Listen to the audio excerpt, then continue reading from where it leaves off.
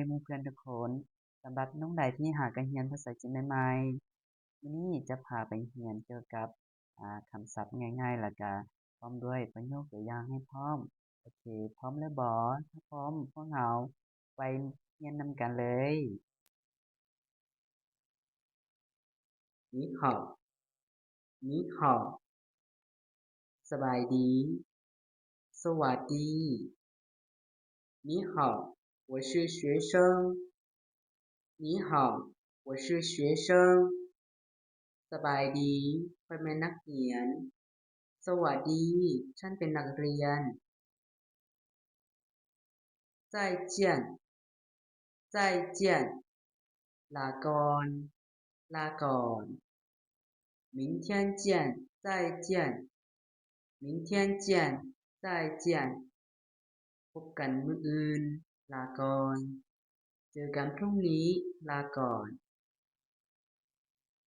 谢谢谢谢ขอบใจขอบคุณ谢谢你的帮助谢谢你的帮助ขอบใจสำหรับความช่วยเหลือของเจ้าขอบคุณสำหรับความช่วยเหลือของคุณ不客气不客气บ่เป็นหยังบ่ต้องเกรงใจไม่เป็นไรไม่ต้องเกรงใจ谢谢谢谢ขอบใจขอบคุณ不客气不客气บ่เป็นหยังบ่ต้องเกรงใจไม่เป็นไรไม่ต้องเกรงใจ对不起对不起ขอโทษขอโทษ对不起我来晚了对不起我来晚了ขอโทษข้อยมาช้าแล้วขอโทษฉันมาสายแล้ว没关系没关系บ่เป็นหยังไม่เป็นไร对不起对不起ขอโทษขอโทษ没关系没关系บ่เป็นหยังไม่เป็นไรฉิงฉิงเสริญกรุณาเชิญกรุณาฉิงจิ้นฉิงจิ้นเชิญเข้ามาเชิญเข้ามา我我ข้อยฉัน我是中国人我是中国人ข้อยเป็นคนจีนฉันเป็นคนจีนหนีหนีเจ้าคน你叫什么名字你叫什么名字เจ้าชื่อหยังคนชื่ออะไร他他เราผู้ชายเขาผู้ชาย他是我的朋友他是我的朋友เราเป็นเพื่อนของข้อยเขาเป็นเพื่อนของฉัน他他เราผู้หญิงเขาผู้หญิง他是医生他是医生เราเป็นท่านหมอเธอเป็นหมอ我们我们พวกเขาพวกเรา我们是学生我们是学生พวกเราเป็นนักเรียนพวกเราเป็นนักเรียน他们他们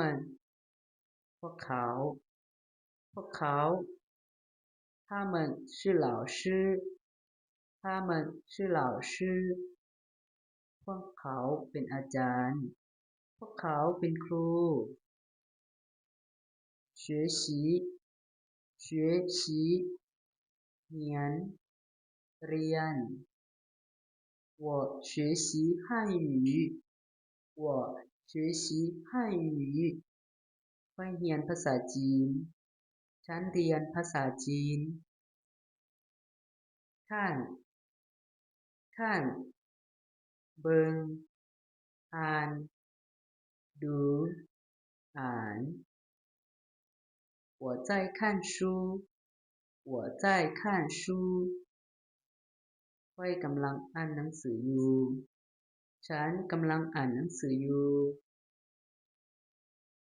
听听ฟังฟัง我喜欢听音乐我喜欢听音乐ข้อยมักฟังเพลงฉันชอบฟังเพลง说说เว้าพูด他说汉语说得很好他说汉语说得很好เราเว้าภาษาจีนเว้าได้ดีหลายเขาพูดภาษาจีนได้ดีมากชื่อชื่อกินกิน我喜欢吃中国菜我喜欢吃中国菜ข้อยมักกินอาหารจีนฉันชอบกินอาหารจีน喝喝ดื่มดื่ม你想喝茶吗你想喝茶吗เจ้าอยากดื่มชาบ่คุณอยากดื่มชาไหมอีอีหนึ่งหนึ่ง我有一个苹果我有一个苹果ข้อยมีแอปเปิลหนึ่งหน่วยฉันมีแอปเปิลหนึ่งลูก二二สองสอง我有两个哥哥我有两个哥哥ข้อยมีอ้ายสองคนฉันมีพี่ชายสองคน三三สามสาม他有三本书他有三本书เรามีปื้มสามหัวเขามีหนังสือสามเล่ม四四สี่สี่教室里有四个人教室里有四个人ในห้องเรียนมีสี่คนในห้องเรียนมีสี่คน五五ห้าห้า我有五个朋友我有五个朋友ข้อยมีเพื่อนห้าคนฉันมีเพื่อนห้าคน六六หกหก我们6点吃饭我们6点吃饭พวกเรากินข้าวตอน6 โมงพวกเรากินข้าวตอน6 โมง七七เจ็ดเจ็ด星期七是星期天星期七是星期天มื้อที่7ของอาทิตย์แม่นวันอาทิตย์วันอาทิตย์เป็นวันที่7ของสัปดาห์八八แปดแปด他8岁了他8岁了เราอายุ8 ปีแล้วเขาอายุ8 ขวบแล้ว九九เก้า 9我家有9个人我家有9个人ครอบครัวของข้อยมี9คนครอบครัวของฉันมี9คน1010101010个苹果在桌子上10个苹果在桌子上มีแอปเปิล10หน่วยอยู่เทิงโต๊ะมีแอปเปิล10ลูกบนโต๊ะ今天今天มื้อนี้วันนี้今天是星期几今天是星期几มื้อนี้แม่นวันหยังวันนี้วันอะไร明天明天มื้ออื่นพรุ่งนี้明天是我的生日明天是我的生日มื้ออื่นเป็นวันเกิดของข้อย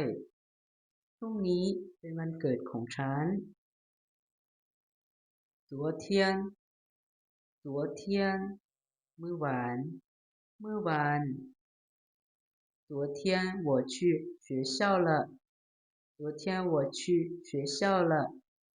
มื้อวานข้อยไปโรงเรียนแล้วเมื่อวานฉันไปโรงเรียนแล้วเนียนเนียนอี今年是2025年今年是2025年ปีนี้แม่นปี2025ปีนี้คือปี2025月月เดือนเดือน这个月是3月这个月是3月เดือนนี้แม่นเดือน3เดือนนี้คือเดือนมีนาคม日日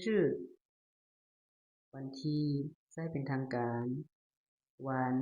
ใช้ทางการ我的生日是5月10日我的生日是5月10日วันเกิดของข้อยมันวันที่10เดือน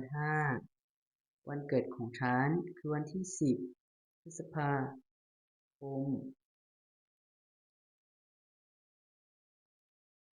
เข้าเข้าวันที่ใช้เว้าวันที่ใช้บ่อย今天是15号今天是15号มื้อนี้แม่นวันที่15วันนี้คือวันที่15星期星期อาทิตย์สัปดาห์一个星期有7天一个星期有7天1อาทิตย์มี7มื้อ1สัปดาห์มี7วันเตียนเตียนโมงโมง现在3点了现在3点了ตอนนี้3โมงแล้วตอนนี้3โมงแล้ว分钟分钟นาทีนาที请等5分钟请等5分钟กรุณารอท่า5นาทีกรุณารอท่า5นาที早上早上เช้าตอนเช้าเช้า我早上6点起床我早上6点起床ข้อยตื่นนอนตอน6โมงเช้าฉันตื่นนอนตอน6โมงเช้า中午中午ตอนเที่ยงเที่ยง我们中午在食堂吃饭。我们中午在食堂吃饭พวกเรากินข้าวเที่ยงอยู่ที่โรงอาหารพวกเรากินข้าวเที่ยงอยู่ที่โรงอาหาร下午下午ตอนบ่ายตอนบ่าย下午我去公园下午我去公园ตอนบ่ายค่อยไปสวนสาธารณะตอนบ่ายฉันไปสวนสาธารณะ晚上晚上ตอนค่ำเย็นค่ำ晚上我看电视晚上我看电视ตอนค่ำฉันเบิ่งโทรทัศน์ตอนค่ำฉันดูทีวีจ้าจ้าเรือนครอบครัวบ้านครอบครัว我家在北京我家在北京เรือนของข้อยอยู่ที่ปักกิ่งบ้านของฉันอยู่ที่ปักกิ่ง学校学校โรงเรียนโรงเรียน我在学校学习汉语我在学校学习汉语ข้อยเรียนภาษาจีนอยู่โรงเรียนฉันเรียนภาษาจีนที่โรงเรียน教室教室ห้องเรียนห้องเรียน教室里有很多学生教室里有很多学生ในห้องเรียนมีนักเรียนหลายคนในห้องเรียนมีนักเรียนเยอะ医院医院ห้องหมอโรงพยาบาล他生病了去医院了他生病了去医院了เราป่วยได้ไปห้องหมอแล้วเขาป่วยได้ไปโรงพยาบาลแล้ว商店商店ร้านค้าร้านค้า我去商店买东西我去商店买东西ค่อยไปซื้อเครื่องอยู่ร้านค้าฉันไปซื้อของที่ร้านค้า饭馆饭馆ร้านอาหารร้านอาหาร我们去饭馆吃饭吧我们去饭馆吃饭吧พวกเราไปกินข้าวที่ร้านอาหารเนาะพวกเราไปกินข้าวที่ร้านอาหารเนาะพวกเราไปกินข้าวที่ร้านอาหารกันเถอะพวกเราไปกินข้าวที่ร้านอาหารกันเถอะ超市超市ร้านสรรพสินค้าซูเปอร์มาร์เก็ต妈妈去超市买水果妈妈去超市买水果แม่ไปซื้อหมากไม้อยู่ร้านสรรพสินค้าแม่ไปซื้อหมากไม้อยู่ร้านสรรพสินค้าแม่ไปซื้อผลไม้ที่ซูเปอร์มาร์เก็ตเป็นแนวใดหลังจากเรียน50คำศัพท์พร้อมด้วยประโยคสั้นๆแล้วรู้สึกว่าเป็นแนวใดโอเคถ้าน้องๆมักวิดีโอนี้ก็อย่าลืมกดไลค์กดแชร์เพื่อเป็นกำลังใจให้ด้วยเด้อแล้วพวกเราพบกันใหม่ในวิดีโอต่อไปขอให้ทุกคนโชคดีเรียนเก่งเรียนได้เด้อเราพบกันใหม่好大家再见